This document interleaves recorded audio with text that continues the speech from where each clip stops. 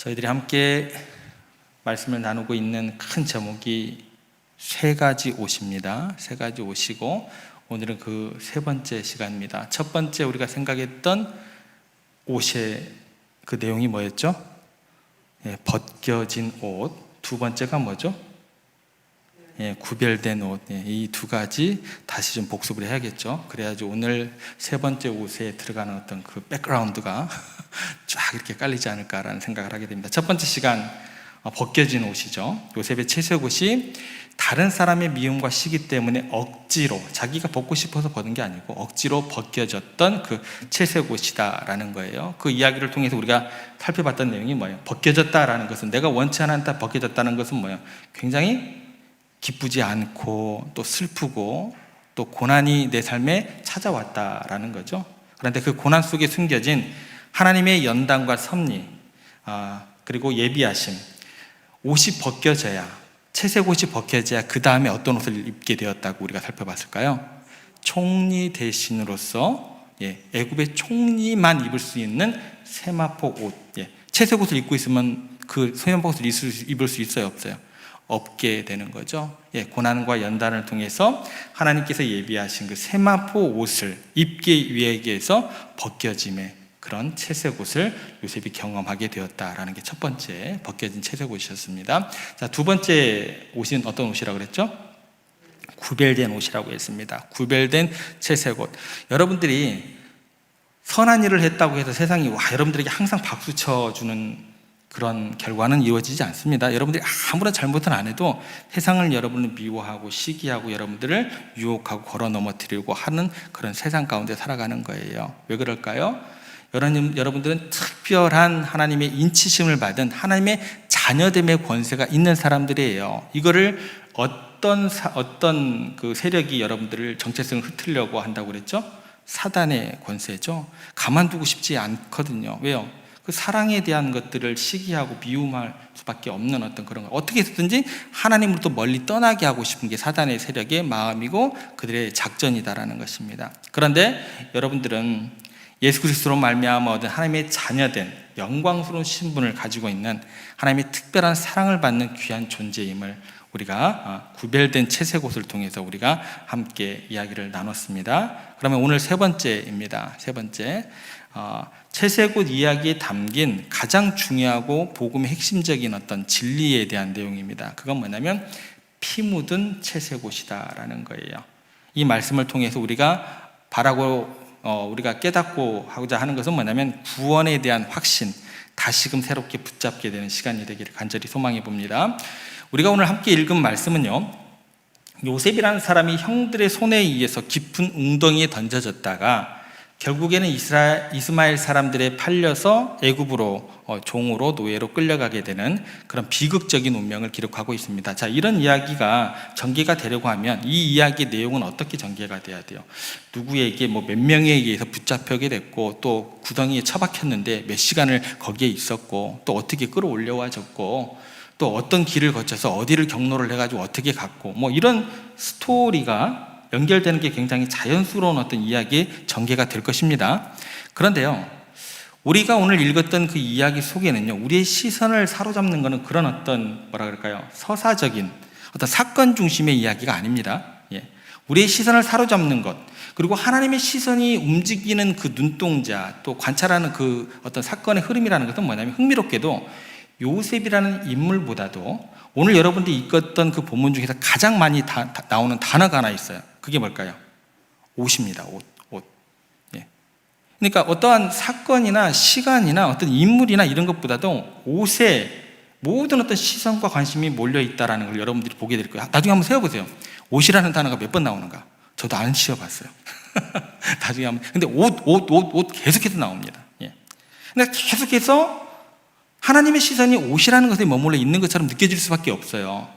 23절에서는 형들이 요셉을 보자마자 요셉의 옷을 벗기려고 했고, 31절에서는 요셉의 옷에 짐승의 피를 묻히게 되고, 32절, 33절에서는 그 피 묻은 옷을 아버지께 가져다 보여주고, 34절에서는 사랑하는 아들의 옷을 본 야곱이 견딜 수 없는 슬픔에 잠기게 되고 자신의 옷을 찢으며 통곡하게 되었더라. 온통 무슨 얘기예요? 온 얘기예요. 온 얘기. 왜 성경은 주인공 요셉의 운명만큼이나 그가 입었던 채색 옷이 어떻게 바뀌게 되는지, 채색 옷의 운명이라고 하기는 좀 그렇지만서도 채색 옷의 그 운명에 대해서 그렇게 자세하게 기록하고 있는 것일까? 이유가 있겠죠. 그죠? 예. 여러분, 하나님께서 이 채색 옷을 통해서 우리에게 결코 잊어서는 안 되는 가장 귀한 복음의 진리를 알려주기를 원하시기 때문에 그렇다라고 이해를 하시면 되겠습니다. 31절 말씀으로 한번 가보겠습니다. 저희들이 같이 한번 읽겠습니다. 그들이 요셉의 옷을 가져다가 순염소를 죽여 그 옷을 피에 적시고, 형들이 이제 요셉을 미워하고 처음에는 죽이려고 했죠. 근데 르우벤, 큰아들이죠. 르우벤은 만류와 또 넷째 아들 유다의 제안으로 노예로 팔기로 이렇게 결정을 하게 됩니다. 그런데 여기서 우리가 다시 한번 질문하게 되는 내용이 있습니다. 그건 뭐냐면, 형들은 요셉을 팔아넘기고 난 후에 그가 입었던 채색 옷에 왜 죄 없는 짐승의 피를 묻혀야만 했을까? 형들의 목적은 무엇일까라는 거예요. 그 목적은 뭐예요? 오직 한 가지죠. 사랑하는 아들 요셉을 향한 아버지의 깊은 사랑과 믿음을 단절시키게 하기 위해서, 끊게 하기 위해서, 아버지를 속이기 위함. 이게 딱 한 가지 목적입니다. 이것밖에 없어요. 그러니까 요셉이 맹수에게 찢겨 죽었다는 거짓 증거를 만들기 위해서 이 작업을 하게 된다는 것입니다. 만약 형들이 그들의 악한 계획을 위해서 죄 없는 순염소를 죽이지 않았다고 한다면 그 채색 옷에는 어떤 피가 묻혀지게 되는 거예요? 누구의 피가 묻혀지게 되는 거예요? 요셉의 피가 묻혀져야 됩니다. 그러니까 형들은 요셉을 죽이고 싶었지만 차마 동생이니까 죽이지는 못하고 대신 순염소를 죽여서 그 피를 옷에 묻힘으로써 요셉을 완전히 제거했다는 증거를 만들고 아버지에게 요셉을 포기하게 만들려고 했던 그 목적이 있었다라는 겁니다. 이게 이제 바로 복음의 핵심 진리로 접근이 되는 겁니다. 무슨 얘기냐면, 요셉이 죽어야 할 자리에 누가 대신 죽음을 당하고, 순염소가 대신 죽음을 당하고, 그 염소의 피가 요셉의 옷에 묻혀짐으로 말미암아 요셉은 비록 노예로 팔려가는 신세가 되었지만 목숨은 건질 수 있게 됩니다. 염소의 죽음이 요셉의 생명을 살린 거예요. 그리고 이 사건 이후부터요, 요셉은요 아버지와 형들에게 실제로 죽은 자처럼 여겨지게 돼요. 잊혀진 존재가 되어버립니다. 사랑하는 아들의 비극적인 소식을 접한 야곱이요, 요셉이 흉악한 맹수에게 무참히 찢겨 죽은 걸로 알고 또 그렇게 믿고 깊은 슬픔과 절망 속에서 오랫동안 통곡하고 애통해 했을 뿐만 아니라 요셉의 형들도 마찬가지입니다. 요셉의 형들도 자신들의 악행을 감추고 그 죄책감에서 벗어나기 위해서 요셉은 당연히 이 땅에는 없어야 하는 존재로 그렇게 생각을 하게 되고 철저하게 요셉이라는 사람을 죽은 사람으로 잊고 지냈던 게 요셉의 형들이었다라는 거예요. 이 둘은 그래도 이해가 돼요. 왜냐하면 야곱은 형들이 속였으니까 완전히 까마득히 속고 요셉이 죽은 사람으로 인식을 할 수밖에 없잖아요. 우리 형들은 어떻게 되든지 요셉이 이 땅 가운데 있는 사람이 아니어야 돼요. 왜요? 자기들이 했던 행동이 있기 때문에. 이 둘은 그렇다고 이해가 돼요. 그런데 문제는 뭐냐면, 훗날 요셉이요 애굽의 총리가 되어가지고 형들과 만났을 때 그 장면을 딱 우리가 살펴보면 어떤 일이 벌어지게 되냐면, 요셉 자신도 자기 자신에 대해서 어떻게 생각을 하게 되냐면, 이미 옛날에 오래전에 나는 죽었다고 생각하는 듯한 태도로 그 현실을 직시를 합니다. 이렇게 접근하면 이 얘기가 이해가 되는 거예요. 만약 여러분들이 요셉이라고 생각을 해보세요. 여러분이 요셉처럼 엄청나게 고생을 했어요. 막 오해도 사고 감옥에 처박히고 노예로 끌려가고 감옥에 처박혔다가 어떻게 하다가 그 역경 속에서 그 모든 것을 뚫고 헤치고 나와가지고 한 나라의 총리 대신이 되었다고 한번 생각을 해보세요. 요셉이 그렇게 했잖아요. 감옥까지 처박히고 노예로 끌려가고 그러다가 또 오해도 사기도 하다가 총리 대신이라는 상상할 수 없는 성공을 거두었다고 한다면, 그 성공을 거둔 다음에 여러분 그 다음에 어떤 행동을 하셨을 것 같으세요? 아니, 아빠 보고 싶잖아요. 그죠? 그럼 어디로 달려가야 돼요? 감옥에 갇혀있는 사람이 아니잖아요. 자유이잖아요. 뭐 마차와 수레와 막 엄청난 선물 가지고 누구에게 바로 쫓아가야 돼요? 아버지 보고 싶잖아요. 그잖아요. 그리고 자기 동생 보고 싶잖아요. 내가 그렇게 성공을 했는데 떳떳하게 자랑할 만하잖아요. 그렇게 찾아뵙고 싶지 않았을까요? 그리고 또 한 가지요. 니들 다 죽었어. 나를 감히 노예로 팔아넘겨? 내가 진짜 너희들 때문에 내가 얼마나 고생한 줄 알아?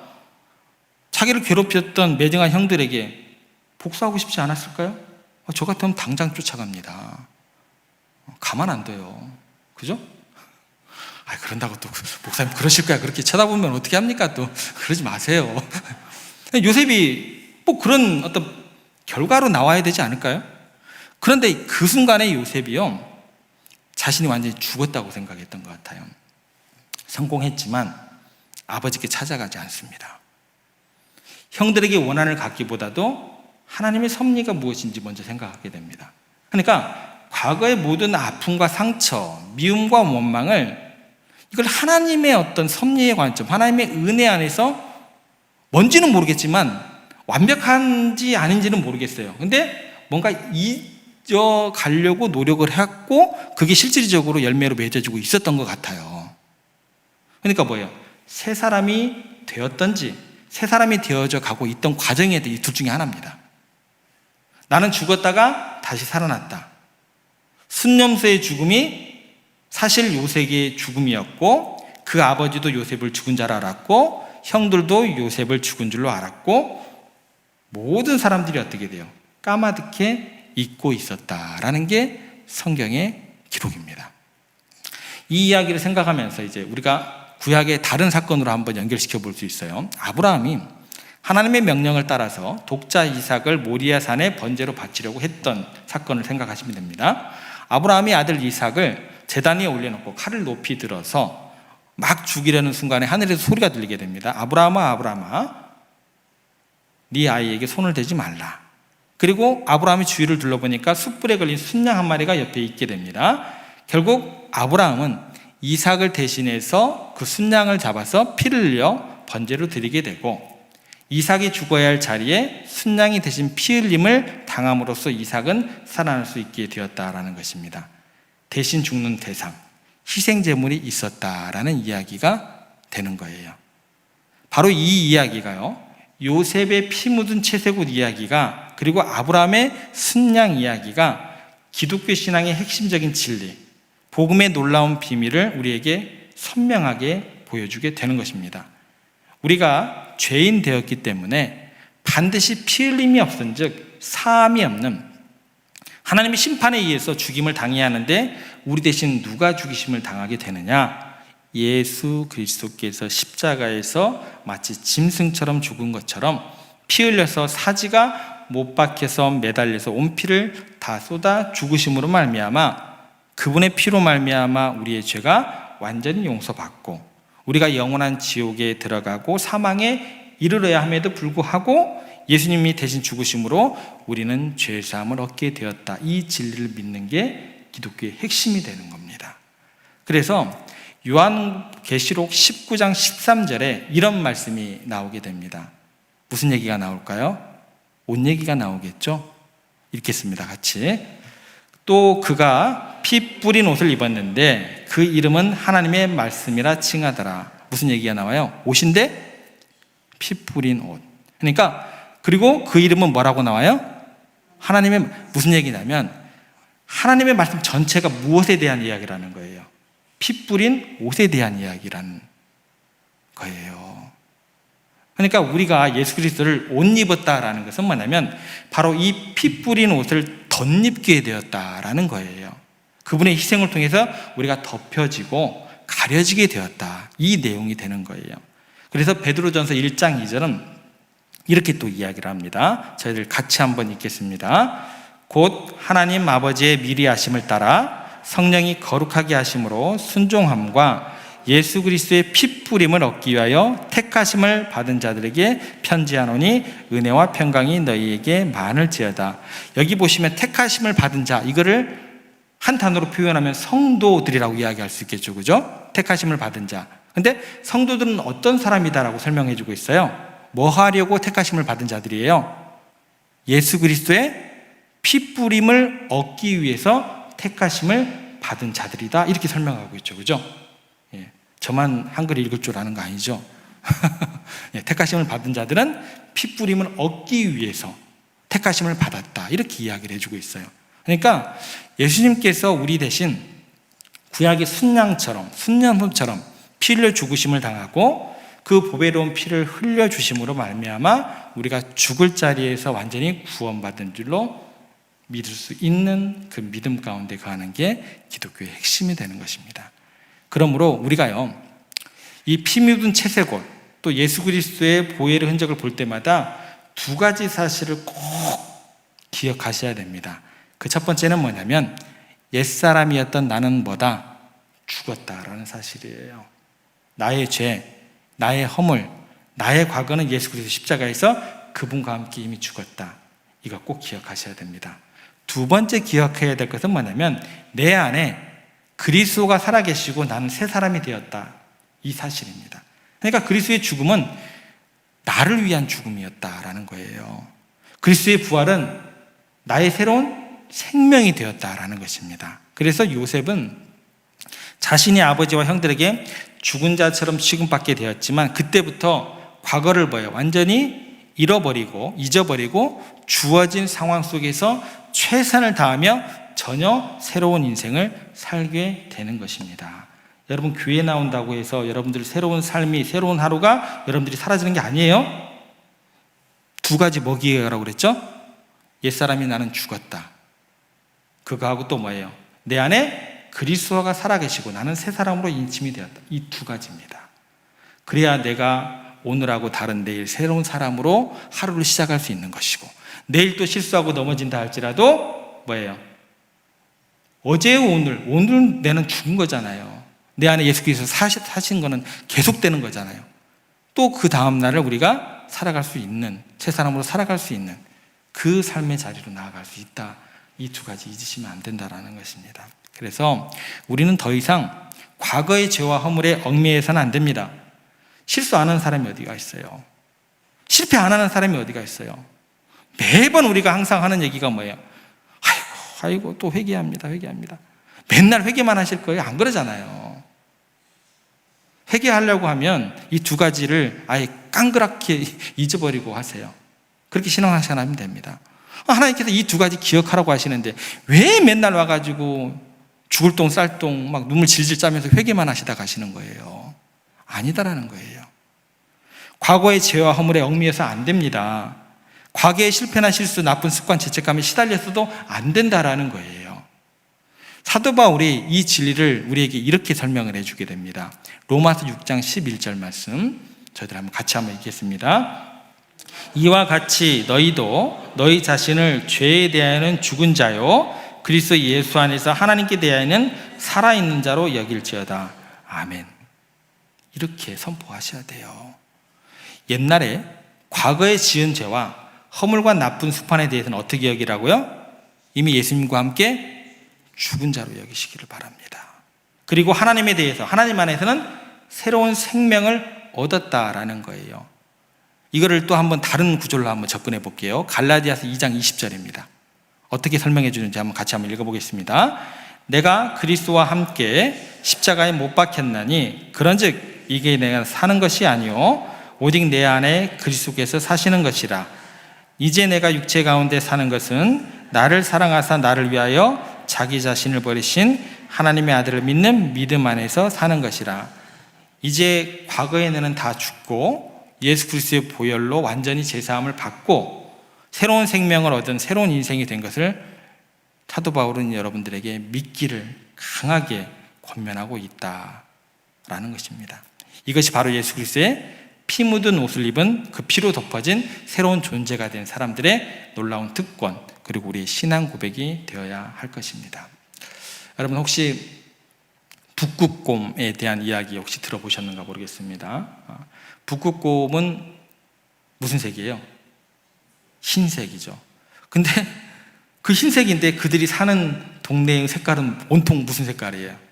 예, 흰색이죠. 눈이 다 덮여 있으니까, 그죠? 그러니까 그런 환경에서 살다 보니까 이게 북극곰들이요, 적외선 사진에 전혀 찍히지 않는다고 합니다. 그러니까 북극에 있었던 그 사냥꾼들이 온통 하얀 눈으로 덮여 있다 보니까 광활한 벌판에서 곰을 멀리서 발견하고 총으로 탁 쏘아야지 자기가 위협이 안 처하잖아요. 그런데 이게 멀리서 볼 때 잘 구분이 안 된다고 해요. 흰털을 가진 곰은 하얀 눈밭에서 쉽게 눈에 뜨지 않기 때문에 사냥에 굉장히 어려움을 겪기도 하고 생명의 위협을 느끼기도 한다라고 그래요. 그래서 사냥꾼들이 총에 적외선 망원경을 장착해가지고 곰의 체온을 감지하려고 굉장히 노력을 했다고 합니다. 그런데 적외선 온도로 이렇게 적외선 그 카메라로 온도를 감지해서 색깔로 나타내기 때문에 곰을 멀리서 이렇게 총을 쏘면 자기가 위험에 안 처할 수 있잖아요. 그런데 아무리 적외선 망원경으로 눈밭을 살사치 뒤진다고 할지라도 곰의 모습이 잘 발견이 안 되고 빨간 점 몇 개만 이렇게 보일 뿐이었다고 해요. 그러니까 오랫동안 이 미스테리를 풀기 위해서 과학자들이 연구를 거듭한 결과 북극 흰곰의 털이 매우 특별한 구조를 가지고 있다는 사실을 발견하게 됩니다. 놀랍게도 흰곰의 털은요, 겉으로 보기에는 하얗지만 실제로는 속이 비어있는 투명한 유리 대롱 같은 구조로 되어 있다고 그래요.